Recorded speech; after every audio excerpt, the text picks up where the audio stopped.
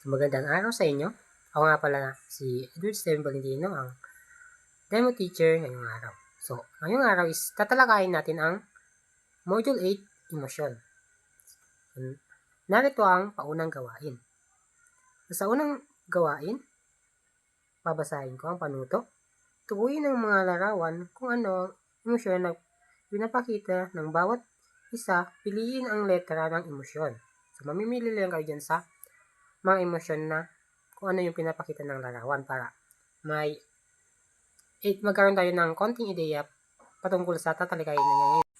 So, para sa unang larawan, narito ang unang larawan.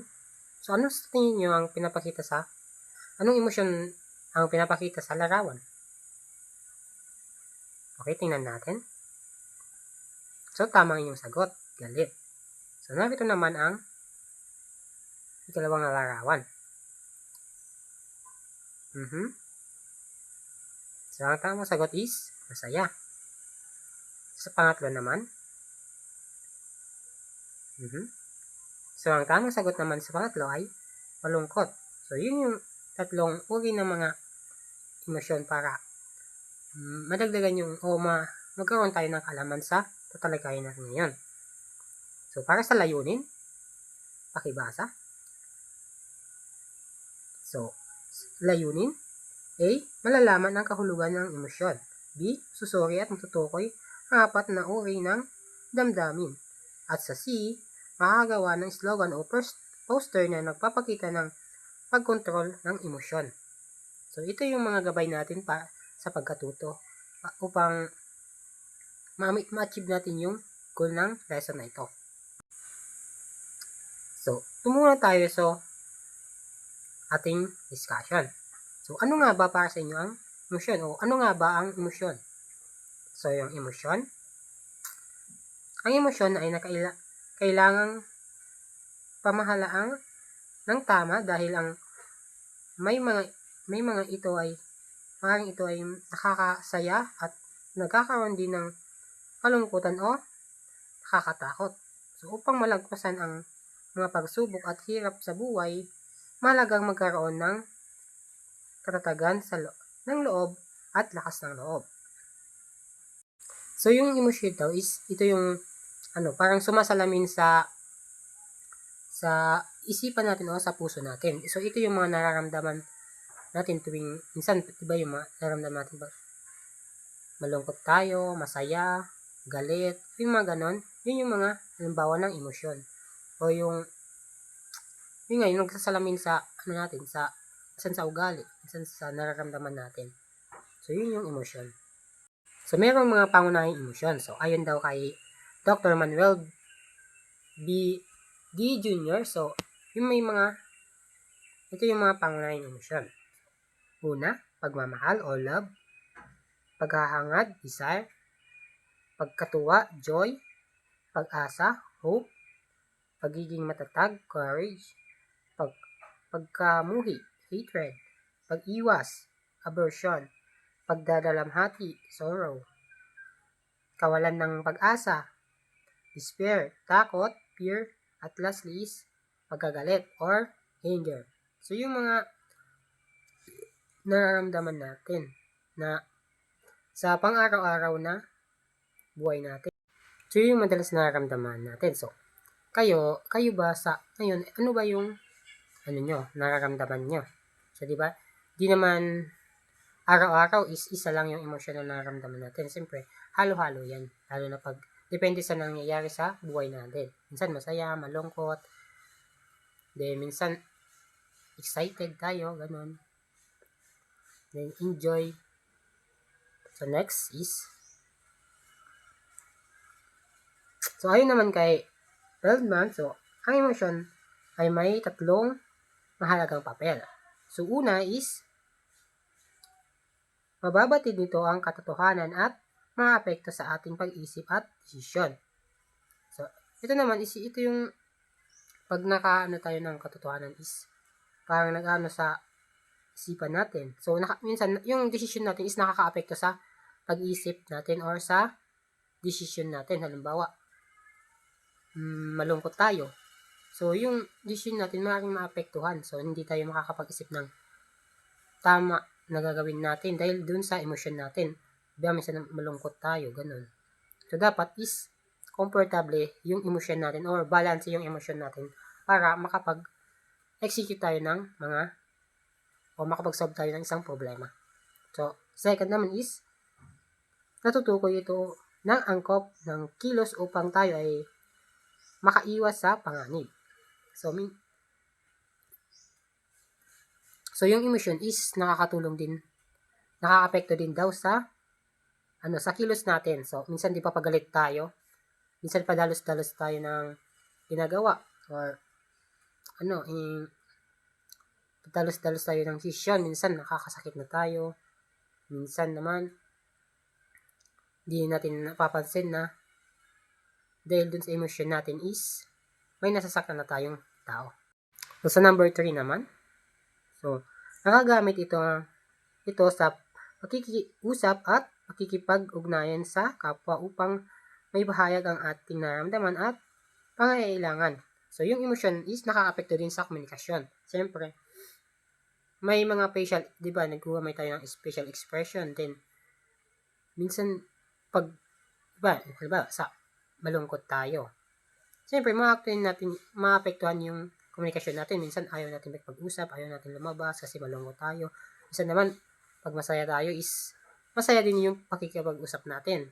Depende kasi sa emosyon. Talagang naka-apekto yung emosyon natin sa pakikipag-usap, din sa pakikisalamuha.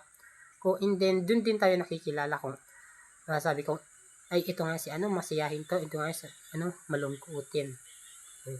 So, naka-apekto, isa yun sa mga nakaka-apekto, isa yun sa tatlong papel na nakaka-apekto sa emosyon natin. So, next slide. So, paano naunlad ng EQ ang tao? So, ano nga ba yung EQ? So, mahalagang pamahalaan ang emosyon dahil kung hindi, maaari itong magdulot ng krisis o hindi magandang desisyon. So, ang EQ o emotional intelligence ay ang kakayahang unawain at gamitin ang emosyon ng tama para magkaroon ng maayos na pakikipagkapwa-tao. So, bilang tao is dapat gamitin natin yung EQ ng isang tao or yung intelligence ng isang tao sa pag-manage ng emosyon natin. So, para tayo ng maayos na friendship or relasyon sa kapwa natin is dapat marunong tayong mag-manage ng emosyon natin. So, hindi lang basta-basta madalos-dalos sa kilos porket ito yung nararamdaman mo is magpapa-apekto ka na dun sa nararamdaman mo. So, kailangan mo din ng balance and then alang-alang mo pa din yung yung emotion mo. So, may dalawang epekto ang EQ. So, yung una is intrapersonal.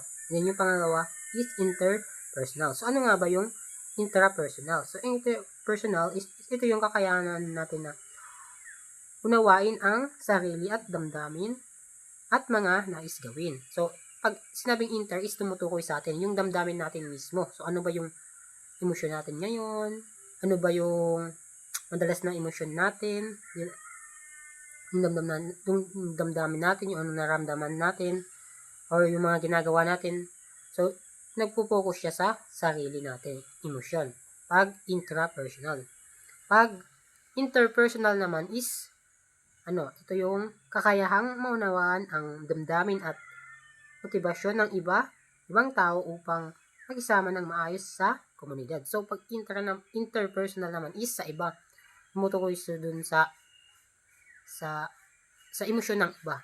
Kung ano yung mga emosyon nila, kung paano natin sila uunawain base dun sa emosyon nila para magkaroon tayo ng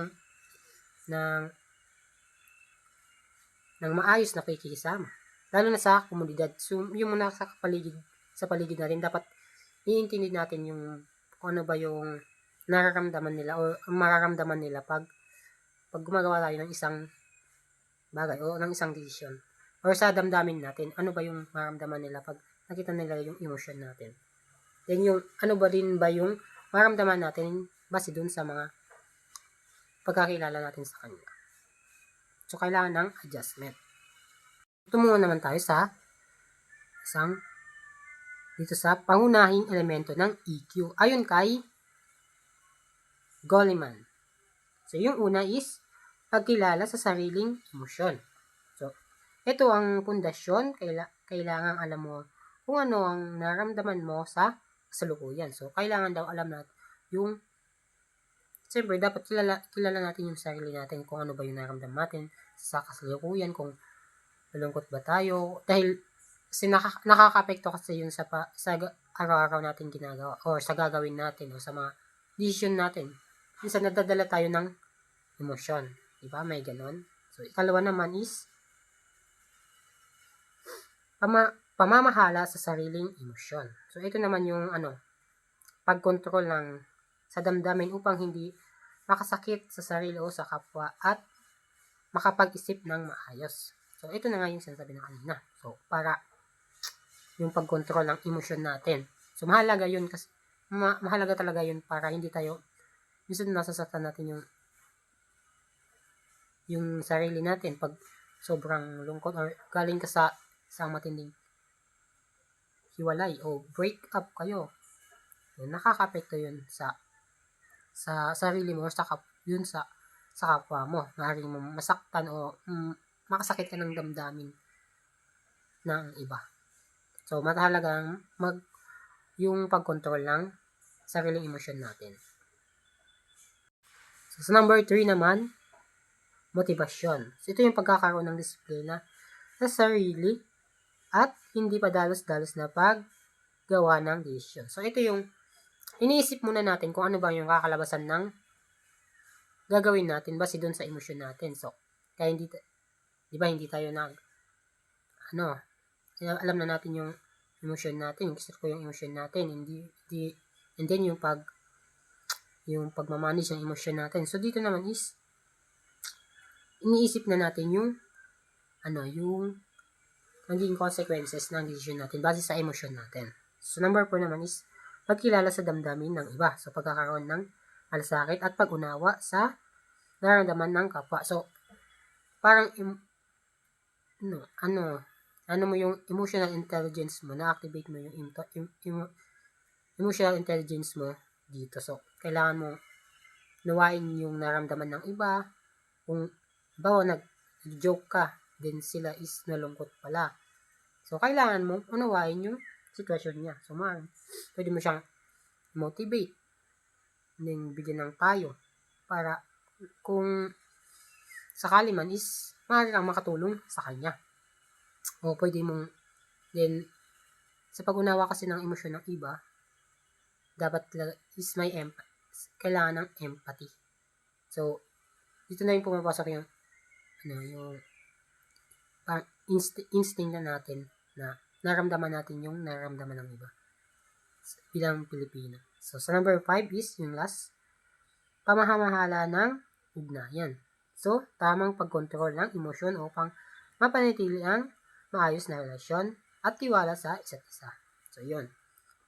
Kailangan ng mahalagang ugnayan para nga naman na makabuo tayo ng maayos na relasyon sa iba. Parang porket galit ka is makikipag-away ka na agad. So, hindi. No. Lahat naman kasi ng is na pag-uusapan. Ayan. Kaya mahalaga yung pagkontrol ng emosyon natin. Hindi basta-basta padalos-dalos sa pag-decision. So, ayon kay Moraton naman, Jr. is mayroong 5 paraan. So, ito yung tungkulin. Una is yung tungkulin pagtatanong sa sarili natin or yung pagkilala sa sarili. Pwede tayo magtanong sa sarili natin. Minsan nasa harap tayo ng salamin, minsan nagtatanong tayo. Di ba may mga ganong tao? So, alamin at ipahayag ng maayos ang nararamdaman para sa mabuting pakikipag-ugnayan.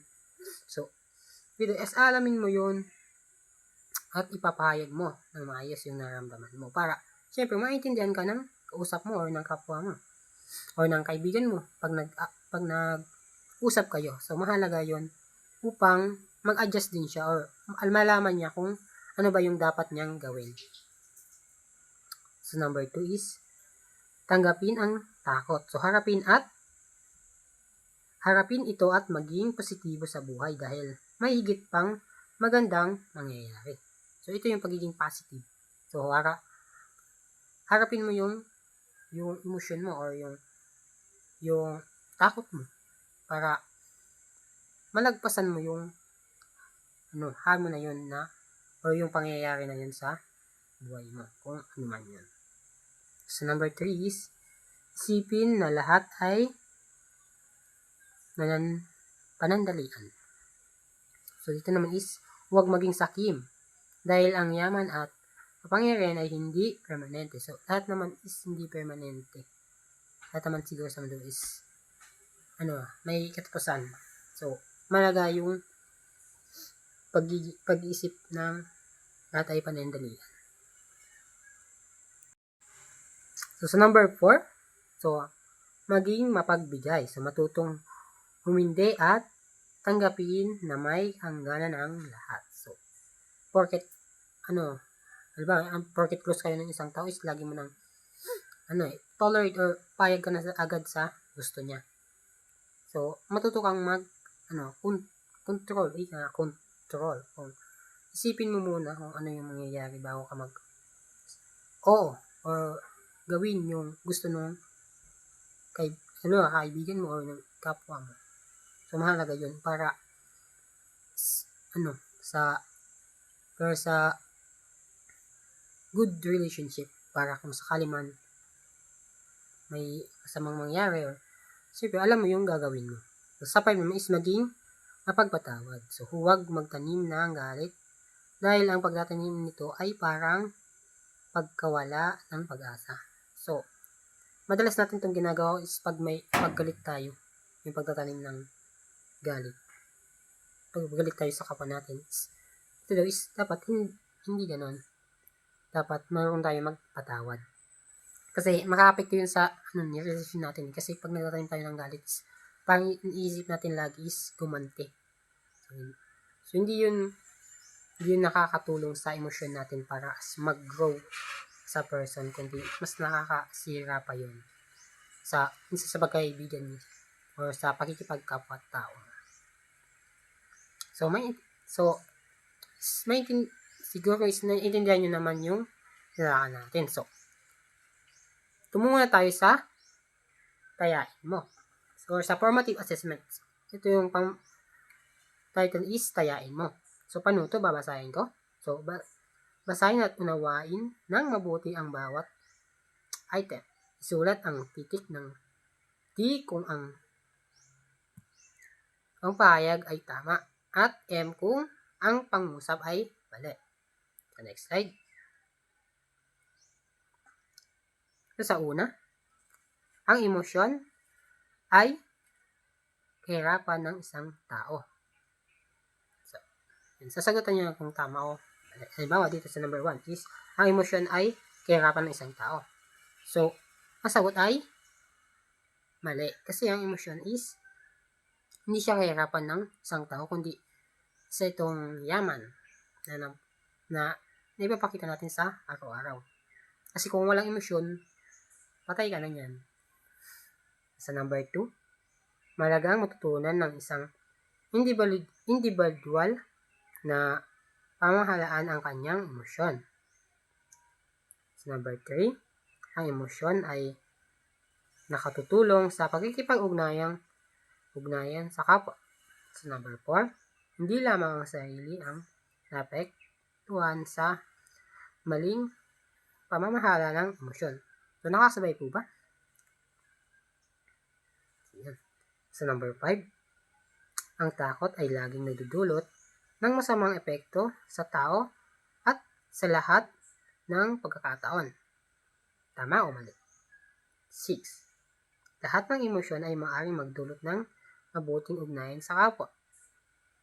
Number 7. Ang emosyon ay walang kalakasan. Sa number 8, may emosyon na posibleng magpahirap sa damdamin ng isang tao. So, ito na yung pagtatanim ng galit or yung hindi ka marunong magpatawad.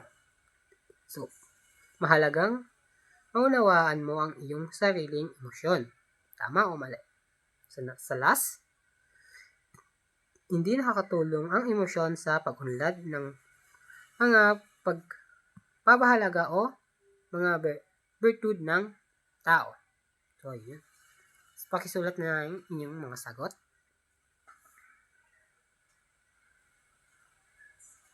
So, para sa inyo is mahalaga yung pag-control ng emosyon natin lagi.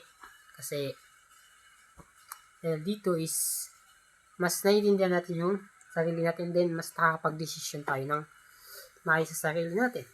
So, kaya naiintindihan po ba? So, maraming salamat. So, para sa takdang aralin natin, gumawa ng slogan o poster na napapakita ng papahalaga ng emosyon natin. So, yun yung takdang aralin natin. So, ito yung pamantayan.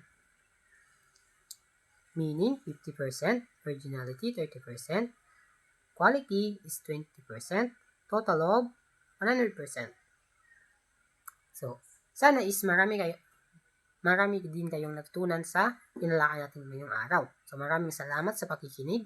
Ako si Sir Edward Steven Valentino muli. Maraming salamat. Bye!